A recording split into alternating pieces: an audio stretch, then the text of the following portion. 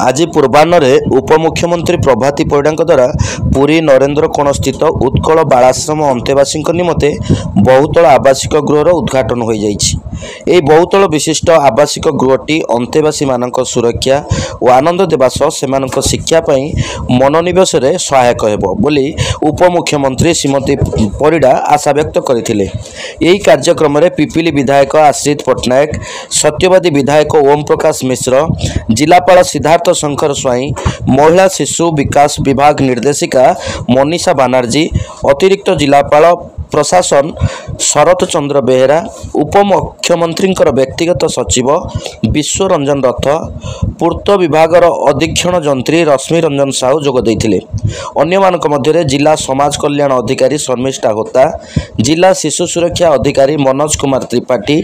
आनुष्ठानिक जंत्री सुरक्षा अधिकारी शुभ नारायण शतपथी,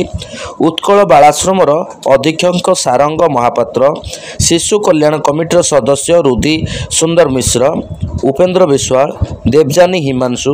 जिला स्तरीय अधिकारी सहित शिशु सुरक्षा यूनिटर कर्मकर्ता और बालाश्रमर कर्मचारी प्रमुख उपस्थित थिले। +3 ए बिल्डिंग रे 100 पिला रहिबार व्यवस्था मध्ये रहिछि। बिल्डिंग निर्माण में 3 कोटी 88 लाख टंका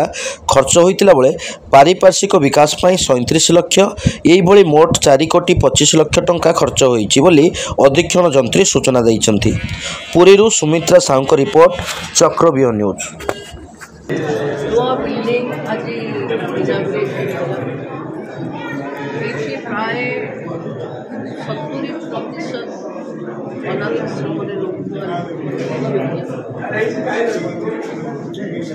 नुआ सेपटे टे वर्षा भी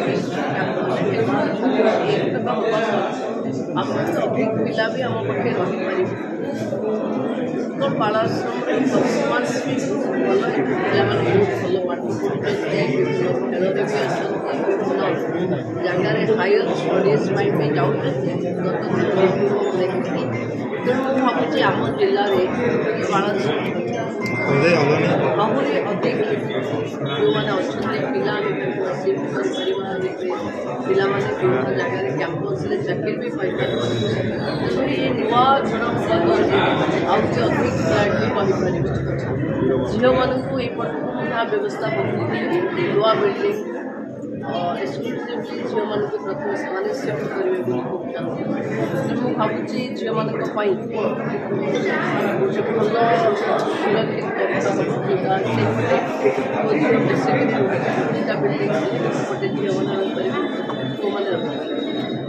बाकी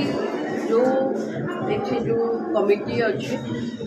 जो मैंने से दिन भी देखुली जहाँ कम कर भावुँ ये बालाश्रम बोधे सब भल कम करुच्छार एथर मुझे देखी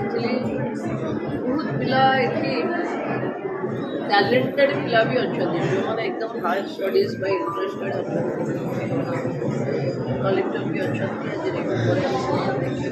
केमती बालाश्रम पिला उच्च शिक्षा